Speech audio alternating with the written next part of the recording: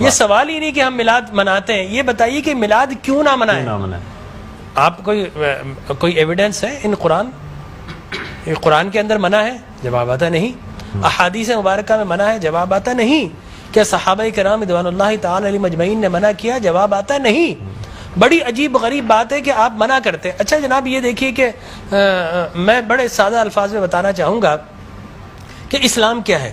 اسلام 4 چیزوں پہ مشتمل ہے۔ حضور نے جو فرمایا وہ اسلام ہے، حضور نے جو کیا وہ اسلام ہے، اور حضور نے جس سے منع کر دیا وہ اسلام ہے، اور حضور نے جس سے منع نہیں کیا وہ بھی اسلام ہے۔ لہٰذا اگر کوئی آج کسی چیز کو منع کرتا ہے، اس کا مطلب یہ ہے کہ وہ اسلام کے منہ میں اپنی بات ڈال رہا ہے۔ اب نہ اللہ سے بھول ہوئی نہ رسول سے بھول ہوئی، قیامت تک کی ساری ناجائز چیزوں کو قرآن مجید اور احادیث نبویہ میں بڑے بڑے بورڈ لگا دیے گئے کہ these are the prohibited thing, یہ حرام ہے، یہ حرام ہے، یہ حرام ہے، بڑے بڑے بورڈ لگا دیجیے۔ اور دیکھیے طریقہ اور اصول بھی یہی ہے کہ ہر جائز چیز کا نہیں بتایا جاتا۔ مثال کے طور پر اگر آپ کو کہیں جانا ہے تو آپ نے کبھی زندگی میں بورڈ نہیں دیکھا ہوگا کہ الاؤ ہے ادھر آ جائیے، نہیں، یہ کہیں نہیں لکھا ہوگا۔ ناٹ الاؤڈ ہوگا وہاں ضرور لکھا، جہاں ناٹ الاؤڈ ہوگا، پروہیبٹڈ ایریا ہوگا، وہاں پر بورڈ لگا ہوگا کہ یہاں داخلہ منع ہے۔ لہٰذا قرآن و احادیث میں بھی بڑے بڑے بورڈ لگا دیے، یہ حرام، یہ حرام، یہ حرام۔ اور مجھے کہنے دیے ڈاکٹر صاحب، اللہ کا نبی بنیادی طور پر ہر جائز کام کروانے نہیں آتا، بالکل نہیں۔ دراصل اللہ کا نبی ہر ناجائز کام سے روکنے کے لیے آتا ہے۔ اگر جائز کام کی اگر جائز کام کروانے آتا اور جائز کی فہرست بنتی تو قرآن 30 پاروں پہ ہی 30,000 پارے بھی کم پڑ جاتے کہ یہ بھی جائز، یہ بھی جائز، یہ بھی جائز، یہ بھی فہرست، ایک پوری فہرست بن جاتی۔ کہاں تک ہم قرآن حفظ کرتے؟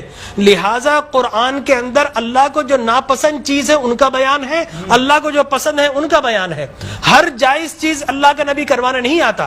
اب اگر بنگلہ دیش کے لوگ رہنے والے اگر پوری زندگی اگر چاول کھاتے ہیں اور مچھلی کھاتے ہیں، ان سے یہ نہیں پوچھا جائے گا باجرے کی روٹی کیوں نہیں کھائی، تم نے گندم کیوں نہیں کھایا، تم نے فلانے نہیں کھایا، نہیں پوچھا جائے گا۔ اگر اسی طرح پاکستان کے رہنے والے مچھلی روزانہ نہ کھائیں تو ان سے نہیں پوچھا جائے گا کہ یہ بھی تو اللہ کی غذا تھی، جائز تھی، تم نے یہ کیوں نہیں کھایا۔ نہیں، ہر جائز چیز اللہ کو مطلوب نہیں ہے۔ اللہ کو مطلوب یہ ہے کہ ہر ناجائز کام سے روکا جائے۔ لہٰذا اللہ کے پیارے حبیب نے قیامت تک کی ساری ناجائز چیزوں سے منع کر دیا، نہ اللہ سے بھول ہوئی معاذ اللہ، نہ رسول سے بھول ہوئی، دین مکمل ہو گیا۔ اب اگر کوئی یہ کہتا ہے کہ یہ ناجائز، یہ بدعت، اس کا مطلب یہ ہے کہ کیا تجھ پر وحی نازل ہو گئی؟ باب نبوت تو بند ہو چکا ہے، اب تو کس بنیاد پر کر رہا ہے؟ دیکھیے اب کس بنیاد پر تم منع کر رہے ہو۔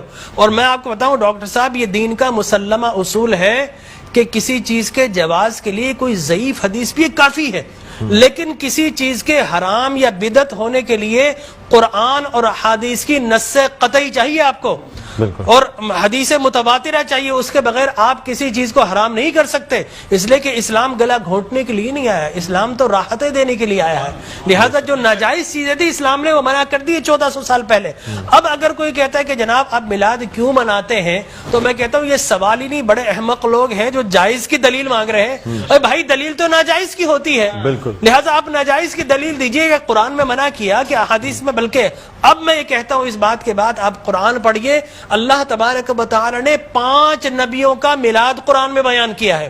حضرت آدم علیہ الصلوۃ والتسلیم کے میلاد نامے قرآن کے 5 رکوع پر متفرق، پہلا واقعہ ہی میلاد نامہ آدم ہے، فرشتوں کو جمع کیا، میں آدم کو پیدا کرنے والا ہوں، کیا کریں؟ سیلیبریشن کرو۔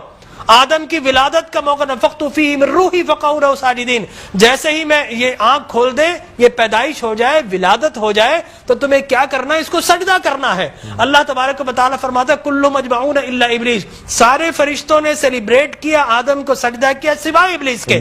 تو معلوم یہ ہوا کہ جس نے میلاد منایا اللہ نے اسے نورانی قرار دے دیا، اور جس نے انکار کیا اللہ نے اسے شیطانی قرار دے دیا۔ سبحان اللہ سبحان اللہ۔ لہٰذا اسی طرح میں 2 منٹ بس، اسی طریقے سے سورہ قصص میں حضرت موسیٰ علیہ الصلوۃ والتسلیم کی میلاد نامہ اللہ نے 28 ابتدائی آیات میں بیان کیا، اور حضرت یحییٰ علیہ الصلوۃ والتسلیم کا میلاد نامہ سورہ مریم میں کیا سلام علیہ یوم ولد، سلام ہو یحییٰ پر کس دن؟ جس دن وہ پیدا ہوئے. لہذا نبی پیدا ہو رہا تو اللہ سلام بھیج رہا ہے. اور پھر حضرت عیسیٰ فرماتے والسلام علیک یوم ولدت و یوم اموت و یوم ابعث حیا، سلام ہو مجھ پر جس دن میں پیدا ہوا. سرکار نے فرمایا. اور پھر اللہ تبارک و تعالی نے ووالدین وما ولد کہہ کر حضور کے میلاد کو بیان کیا، اور حضرت مریم کی میلاد کو اللہ نے سورہ آل عمران میں بیان کیا. پھر سرکار نے فرمایا کہ میرے غلام الجمعۃ عید للمسلمین. لوگ کہتے ہیں 2 عیدیں، تیسری عید مل گئی. حضرت عمر بن خطاب سے پوچھا کہ یہ الیوم اکملت لکم دینکم، یہ آیت ہمارے نبی پر نازل ہوتی تو ہم 2 عیدیں مناتے، ہم تو بطور عید مناتے. حضرت عمر نے حضرت ابن عباس دونوں سے احادیث فرمایا میاں تم ایک عید کی بات کر تو ہماری تو 2 3 عیدیں تھی اس دن. وہ یوم عرفہ تھا مسلمانوں کی عید کے دن، وہ جمعۃ المبارک تھا مسلمانوں کی عید کے دن، وہ تکمیل دین کا دن تھا، وہ مسلمانوں کی عید کا دن ہے. لہٰذا یہاں پر تو پہلی، دوسری، تیسری، چوتھی، 5ویں نہ جانے کتنی عیدیں. اور صحیح مسلم کی حدیث مبارک رسول اللہ نے 5 عیدیں بیان فرما دی. ایام تشریق، یوم نحر، اس کو سرکار نے عید قرار دیا. لہٰذا معلوم یہ ہوا کہ سرکار دو عالم. اور پھر میں عرض کر رہا تھا کہ آدم پیدا ہوئے، فرمایا الجمعۃ عید للمسلمین، جمعہ مسلمانوں کی عید کا دن. فرمایا رسول اللہ کیوں؟ فرمایا فیہ خلق آدم، اس لیے کہ اس دن تمہارے باپ آدم پیدا ہوئے. معلوم ہو آدم پیدا ہو تو عید کا دن، اور جس دن فخر بنی آدم پیدا ہو ہزاروں عیدوں کا عید. یہ عید بھی ہے اور یقینی طور پر جشن بھی ہے. دیکھیے حضرت عیسیٰ ابن مریم علیہ الصلوۃ والتسلیم پیدا ہوتے نا، اللہ تبارک و تعالی حضرت مریم کے پاس پینے کے لیے کچھ نہیں تھا. اللہ فرماتا وَحُزِّ إِلَيْكِ بِجِذْعِ النَّخْلَةِ تُسَاقِطْ عَلَيْكِ رُطَبًا جَنِيًّا، اے مریم گھبرا مت، اللہ کے میرا نبی آنے والا، اس کی ولادت ہونے والی ہے. یہ سوکھا ہوا درخت ہے، اس کو ہاتھ تو لگا. حضرت مریم جیسے ہی ہاتھ لگاتی ہیں اللہ تبارک و تعالی میلاد عیسیٰ کی خوشی میں اس کو ہرا بھرا کر دیتا ہے اور پانی جاری و ساری کر دیتا ہے. تو اللہ تبرک بھی دیتا ہے، اللہ تبارک و تعالی اسے سیلیبریٹ بھی کرتا ہے. تو یقینی طور پر میلاد النبی صلی اللہ علیہ وسلم کے اگر جواز کی آپ بات کریں گے صبح ہو جائے گی. میں قرآن سے بھی بیان کرتا رہوں گا، میں احادیث نبویہ سے بھی بیان کرتا رہوں گا، لیکن ناجائز کی ایک دلیل اگر کوئی ہمیں دینا چاہے تو ہم موجود ہیں میٹرو ٹی وی پر، کوئی ایک دلیل ہمیں دے دے. لوگ کہتے ہیں بدعت یہ بدعت. او بھائی بدعت، ہر نیا کام بدعت نہیں ہوتا، ہر نیا عقیدہ بدعت ہوتا ہے. لہذا وہ سمجھے ہی نہیں، ہر نیا کام بدعت نہیں ہے. میں آپ کو ثابت کر دوں ہر نیا عقیدہ بدعت ہے. لیکن آپ شیطان نے جب بلیف جو جس چیز پہ انسان کا ہے وہ قائم ہے، ہر نیا کام، اگر ہر نیا کام بدعت ہوتا، خوشی منانا، عید منانا، اس میں تو کوئی ایسی بات انوویشن ہے اسلام کے اندر. آپ یہ دیکھیں نا حضور اکرم صلی اللہ علیہ وسلم کی وفات شریف کے بعد قرآن مجید جمع کیا، بدعت. پھر اس کے بعد تراویح بدعت. وہ بخاری کے ہذہ نعمت البدع.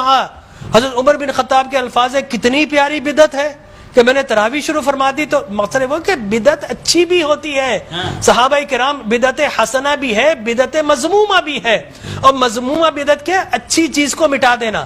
اور بدعت حسنہ کیا ہے؟ کسی اچھی کام کا جاری کرنا.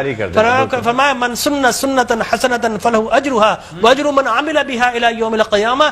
جو کسی اچھی سنت، اچھے کام کو جاری کرتا ہے، اس کے بعد قیامت تک اگر لوگ اس کام کو جاری رکھیں تو اس بگنر کو اللہ تبارک و تعالی اجر و ثواب عطا فرماتا ہے. سبحان اللہ. ہماری ٹرانسلیشن کا